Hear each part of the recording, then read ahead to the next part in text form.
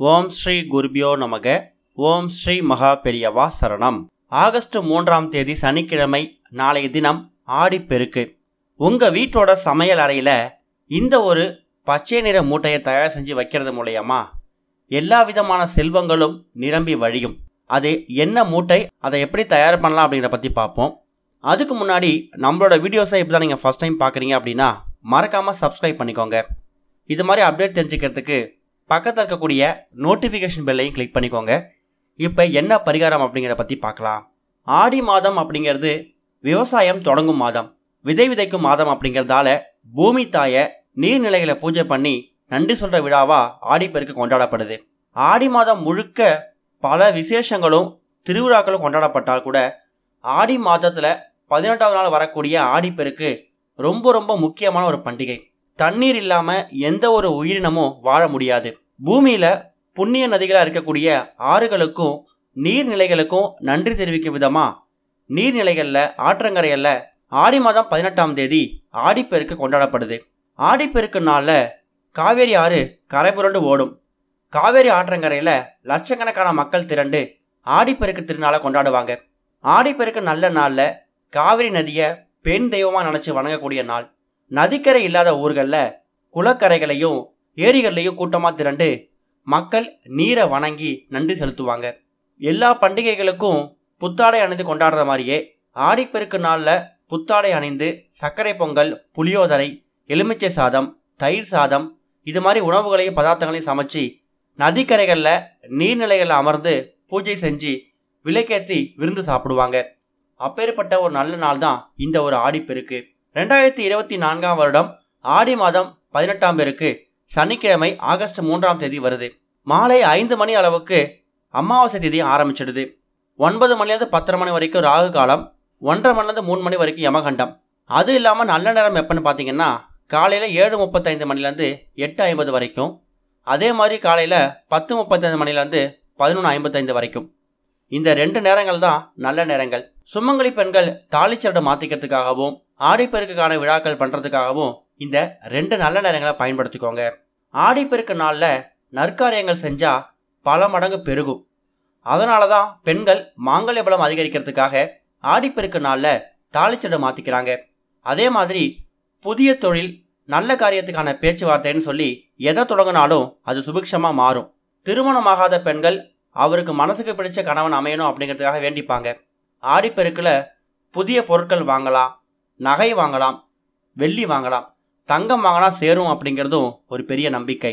ஒருவேளை உங்கள் வீடு பக்கத்தில் ஆறு, ஏரி, குளம் இது மாதிரி நீர்நிலைகள் கிடையாது, நாங்கள் எப்படி நீர் தாயை வழிபடுறது அப்படிங்கிற ஒரு கேள்வி வரும்.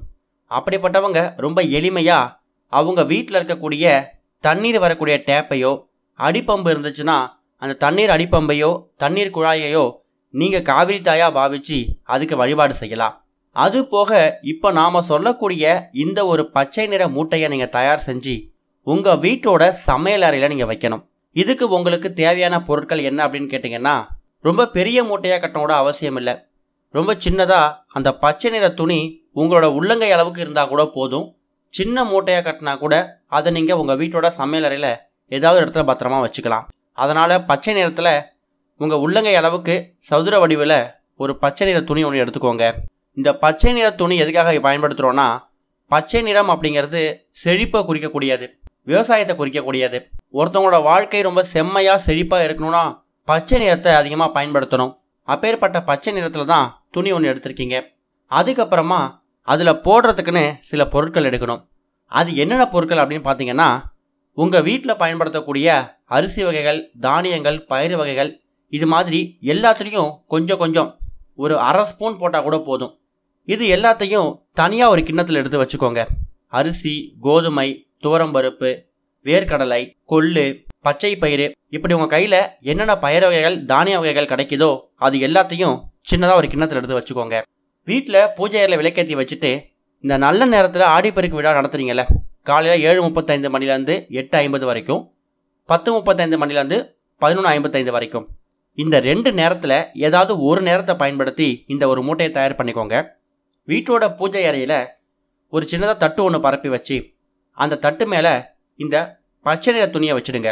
அதுக்கப்புறமா நீங்கள் சின்னதாக பவுலில் உங்கள் வீட்டில் இருக்கக்கூடிய தானியங்களை எடுத்து வச்சுங்களேன். அரிசி, பருப்பு, நவதானியங்களாக இருந்தாலும் சரி, அது எல்லாத்தையும் சும்மா 2 ஒரு அரை ஸ்பூன் போட்டால் கூட போதும். அந்த மூட்டை ரொம்ப பெருசாகாத அளவுக்கு எல்லாத்தையும் அந்த துணிக்கு நடுவில் வச்சுடுங்க. அதுக்கப்புறமா அந்த பச்சை நிற துணியை மூட்டையாக கட்டணும். சின்னதாக ஒரு மூட்டையாக கட்டி அதுக்கு மஞ்சள் குங்குமம் பொட்டும் வச்சுடுங்க. இந்த ஒரு மூட்டையை தயார் செஞ்சு உங்கள் வீட்டோட பூஜை அறையில் கொஞ்ச நேரம் அது இருக்கட்டும். அந்த மூட்டை உங்கள் வீட்டோட பூஜையில் இருக்கும்போது மனசார வேண்டிக்கோங்க, காவிரி தாயே, நீர் அன்னையே, உங்களால் தான் எங்களுக்கு சாப்பாடு பஞ்சமில்லாமல் கிடைக்கிது. இந்த மூட்டையில் இருக்கக்கூடிய தானியங்கள் எல்லாமே எங்கள் வீட்டில் உன் மூலியமாக கிடைச்சது. இந்த பொருட்கள் எப்போதுமே எங்கள் வீட்டில் வறுமையை ஏற்படக்கூடாது, குறைவில்லாமல் நிறைவாகவே இருக்கணும். ஆடம்பரமாக வாழ்கிறோமோ இல்லையோ, அத்தியாவசிய பொருட்களுக்கு எந்த பஞ்சமும் இல்லாமல் சந்தோஷமாக வாழணும். இந்த பொருட்கள் எல்லாமே நீங்கள் கொடுத்தது. வாழ்நாள் முழுக்க எங்கள் குடும்பத்துக்கு மட்டும் இல்லை, எங்கள் சுற்றி இருக்கக்கூடிய எல்லாருக்குமே இதில் இருக்கக்கூடிய பொருட்கள் எந்த விதமான பஞ்சமும் இல்லாமல், தீர்ந்து போகாமல், பற்றாக்குறை இல்லாமல் நீங்கள் பார்த்துக்கணும்னு சொல்லி அந்த மூட்டையை வேண்டிக்கோங்க. அதுக்கப்புறமா பூஜை அறையில் அந்த மூட்டை அப்படியே இருக்கட்டும்.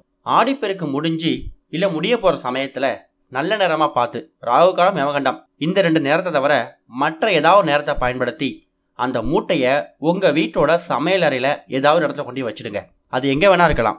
ஃப்ரிட்ஜு மேலே வைக்கலாம், இல்லை உங்கள் வீட்டில் சமையல் அறையில் மளிகை பொருட்கள் அடுக்கி வச்சுருப்பீங்களா ஷெல்ஃபு, அதில் ஏதாவது ஒரு மூலையில் கூட வச்சுக்கலாம். அடுப்பு பக்கத்தில் மட்டும் இங்கே வைக்க வேணாம். சமையல் அறையில் மளிகை பொருட்கள் இருக்கிற இடத்துலையோ இல்லை ஃப்ரிட்ஜு மேலேயோ போயிட்டு கூட சின்னதாக ஒரு கவரில் வச்சு கூட அந்த மூட்டையை வச்சுக்கலாம். இந்த ஒரு மூட்டை உங்களோட சமையலறையில், அதுவும் பூஜை பண்ணதுக்கு அப்புறமா வைக்கும்போது அதில் என்னென்ன பொருட்கள் போட்டிருக்கீங்களோ அது எதுக்குமே உங்களுக்கு பஞ்சம் இருக்காது. எல்லா விதமான செல்வங்களுக்கும் நீங்கள் அதிபதியாக இருப்பீங்க. 16 செல்வங்களும் நிரம்பி வழியும். எதிர்பார்த்ததை விட கொஞ்சம் அதிகமாகவே பணம் கையில் புரளும்.